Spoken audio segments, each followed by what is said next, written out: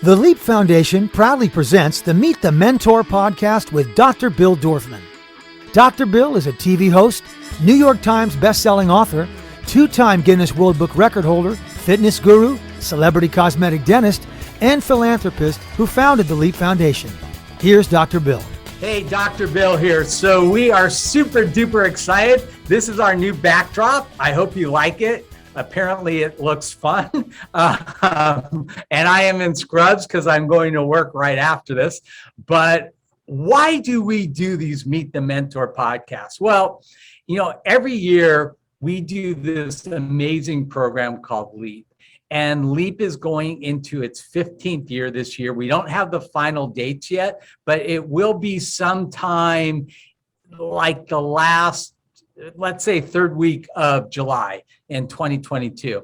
Now, every year until the pandemic hit, of course, Leap was a live program where we had about 450 students at UCLA live learning skills that you don't typically learn in high school and college. And these are skills that we know they need to become successful in life.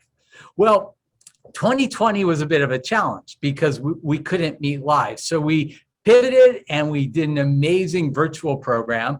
In 2021, as things started opening up and we were able to vaccinate people, we did a hybrid program. So we actually did Leap with about 50 students live and about 500 students virtually.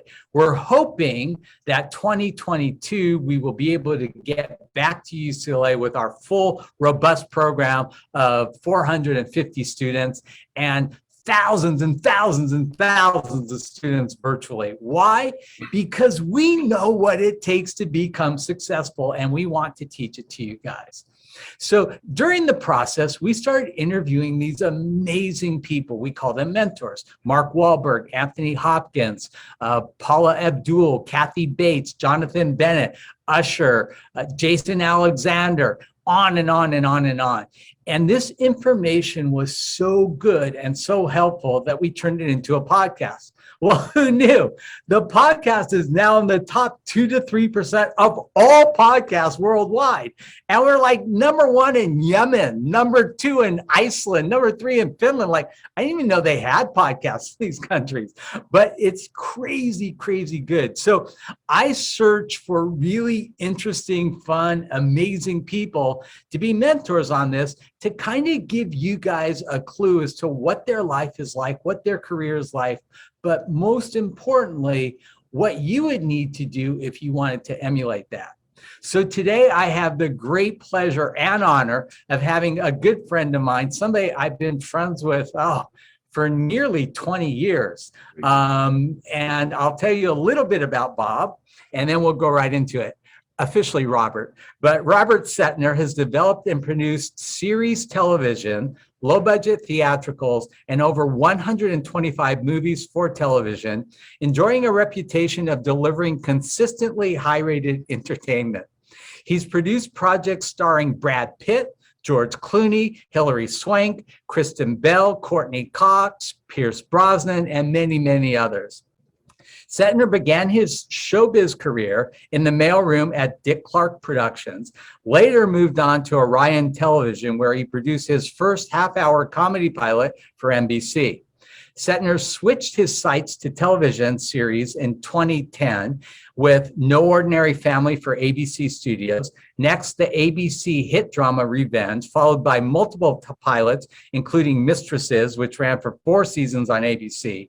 That was followed by another big hit series, Quantico, which I'm sure you've all seen.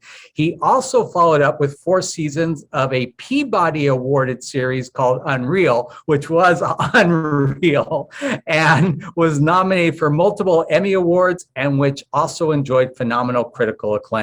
Sertner has also produced many award-winning films. Over the years, Bob has produced some of television's most ambitious projects, many of which enjoyed both critical and commercial success. Sertner has also been involved in many nonprofit boards, including AIDS Project LA, where he has been an active political fundraiser. He currently resides in Park City, Utah, with his 2 kids and partner, Steve. Bob, thank you for agreeing to do this. So let's get right to it. How did you get into entertainment and why? I actually was headed to New York to do theater. And that's what I studied in school, and decided at some point, you know what, I'm going to give TV a try. It was on a fluke. I decided I was going to go to LA and see how it worked. And after giving up a few times and saying, this isn't going to work, I'm going to go back to Texas, it finally all came together and I did it. So TV was an offshoot of theater, but it's where I finally found my real passion and loved it. What was your educational background? I studied set and lighting design in college, believe it or not, for theater, and then decided I was going to become a production designer in film and television. Ultimately, somebody gave me great advice. I met with the production designer of the Emmys and the Academy Awards, and he said, I'm going to hire you as my assistant. And I said, great. He said, you just need to look me in the eye and tell me with all of your heart and soul, you want to be a production designer with every ounce of everything in your body. And then you got the job. And I couldn't do it. I said, I don't know yet. I want to look around. And he said, then don't take this job. I'm not hiring you. You start at the bottom, you look around, you figure out what you want to do, try lots of different things. And when you finally find the right ladder you want to climb up that ladder. But don't climb up this ladder only to find out this isn't what you want to do, because then you got to climb down, start over again. So it was great advice, probably the best advice I ever got in my career. So starting at the bottom, was that actually in Dick Clark Studios? Dick Clark, I was a runner. I went and got them coffee. I made coffee in the offices. You start at the very, very, very bottom. It's the equivalent of the mailroom in television production. And that's where you start. Okay, I think we need to take a second and have a millennial moment. Yep. Okay. Mm-hmm. I don't think millennials understand what starting at the bottom means. I mean, our generation gets it, but I don't think a lot of kids out there get it. Like, I mean, honestly, I know people that worked years for little or no pay at all to get into a career. And, you know, that's not that uncommon for our generation. Today's generation feel like they should just start as president, right? Well, and then, you know, it's interesting because everybody says, should I go to film school? I say, yeah, you can go to film school. But if you come out of film school thinking you're ready to be a director, you're going to be sorely disappointed. And maybe you're going to be one of those guys who goes to film school, and you're going to be one of those guys who does that award-winning thing that everybody takes notice of and says, this is our next whoever. And yes, that's a path. But it's not the path for everyone. Most people come out of film school or just go to LA out of whatever school, and I have thoughts about that in a minute. And you start at the bottom. You don't get your first directing gig fresh out of film school. So you start at the bottom. You start as an assistant director. You start as an assistant in the writer's room, and you eventually meet the right people. I always say, yeah, it's luck, because everybody says, well, it's just luck. You have to be in the right place at the right time. But the trick is you have to create so many right places that one of them is the right time. And that just takes a lot of footwork.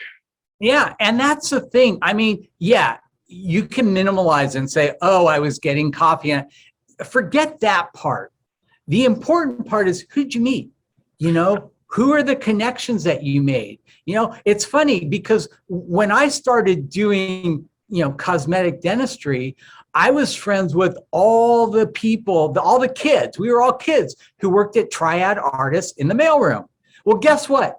All of those kids are the biggest agents in Hollywood today. And they have referred me all of these amazing patients over the years. Right. Yeah. You know, yes, totally agree. So I always love to ask this, especially of people in entertainment. You had to have had a big break. What was your big break?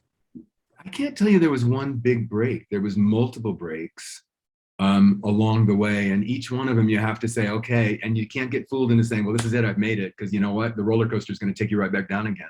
So each one of them is an opportunity to meet more people and to introduce yourself and to try to meet, you know, it's all relationships. I always say you have to be really careful, because whoever you piss off today is probably who's going to keep you from getting a job tomorrow. So you got to make the right relationships. You got to make the right kinds of relationships. You got to milk them. Oh, the other thing I always say is it's a gold mine. You get given a pick when you come to Hollywood, and you go into a job in the mailroom or a job in fill in the blank, and it's up to you to use that pick and find the nuggets of gold. Most people come out of the mine with a bag of coal. They come out with nothing. But those who are going to make it are the ones who find a way to mine every single relationship or moment they have.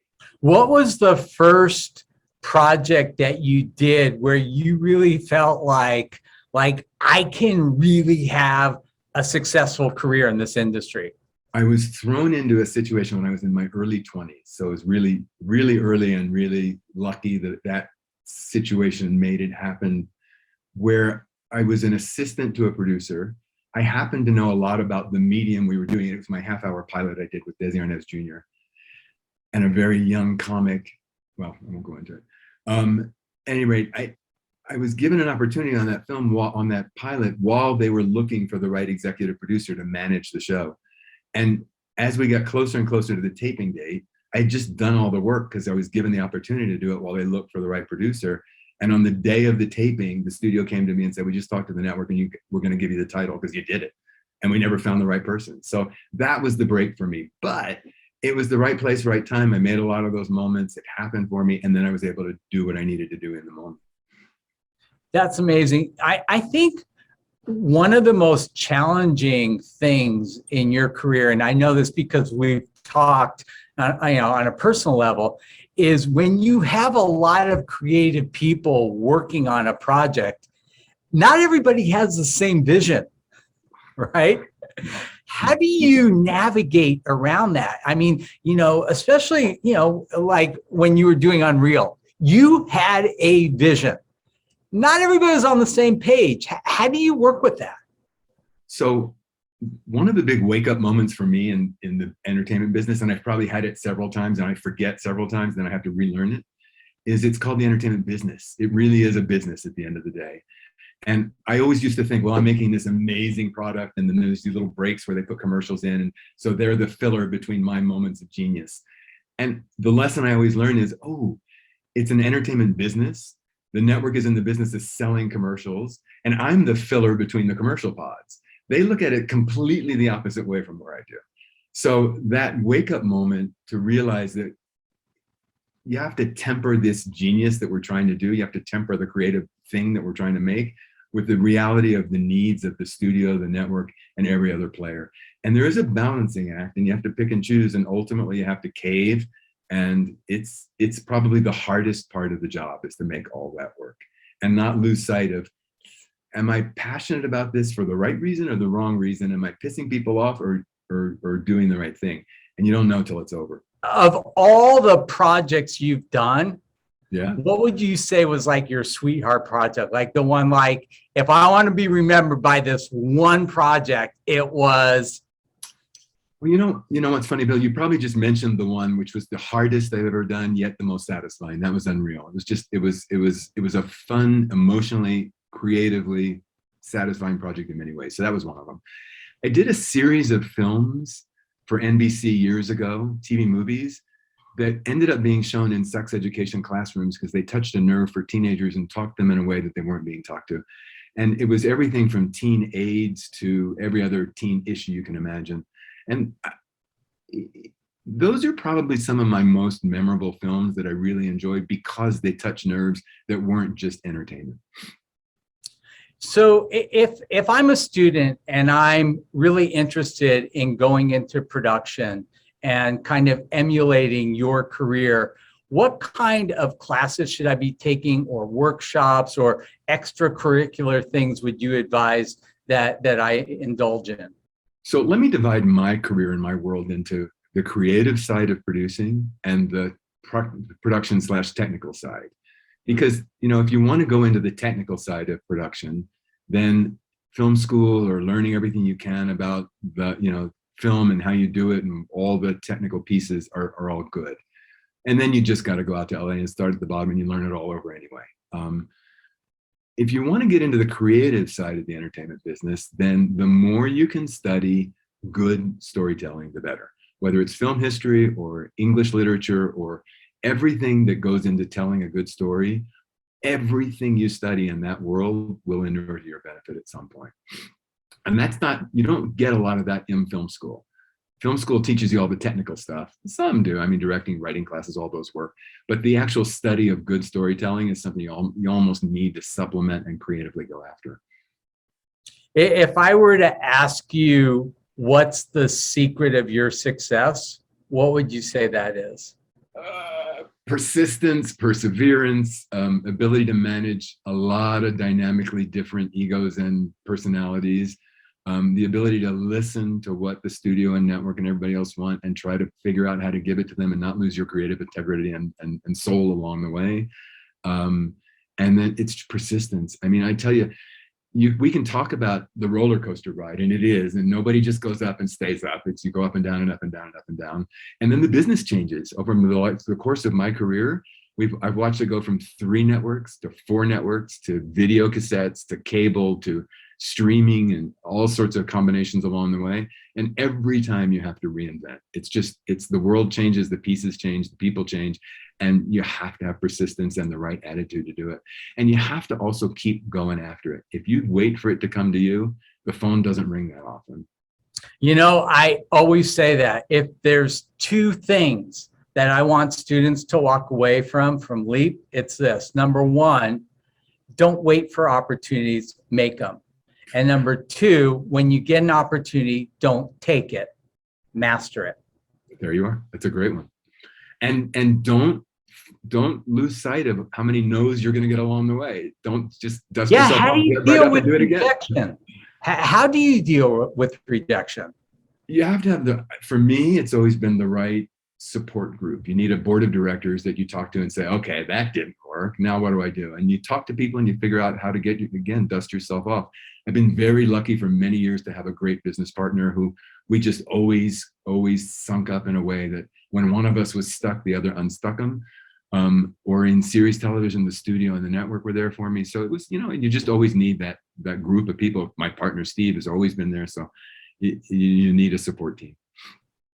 Where do you want your career to go now? I know we've talked about this and you're kind of like in a little bit of a vacation mode. And I know with the pandemic, things slowed down, but if you could sit down and just wave a magic wand and say, this is what I want to be doing now, what would it be? So this is not very PC, but I'm looking at COVID as a blessing for me right now, not because a lot of people are suffering, not because for all the reasons we shouldn't look at it that way. But for me, it put pause on the craziness. And the entertainment business is truly in a state of crazy right now. As advertising supported TV begins to go on the wane, and cable, who knows what's going to happen with cable, and streaming is taking its place. It's chaos right now. Now, the great thing out of chaos for new people trying to get into the business is there's more opportunities than ever before if you're willing to look for those and turn over every rock until you find the right one. But for me, it's a moment to stop and reassess and say, what makes me happy? I'm doing a documentary series with Reese Witherspoon's company right now for Disney Plus, and that makes me happy right now. So I'm looking for those things that I can really enjoy and not get caught up in all the craziness that's swirling about the business and the world right now. Awesome. Bob, thank you so much for spending some time with us. I love you and Steve. You guys are great friends. I was truly honored that you sent your son, Josh, to LEAP, and I know he got a lot out of it. He's an amazing kid, and I love spending time with him, and I'll see you back up in Park City. Can't wait. Thank you, and I really enjoyed talking to you today. All right. Hey, Dr. Bill, over and out.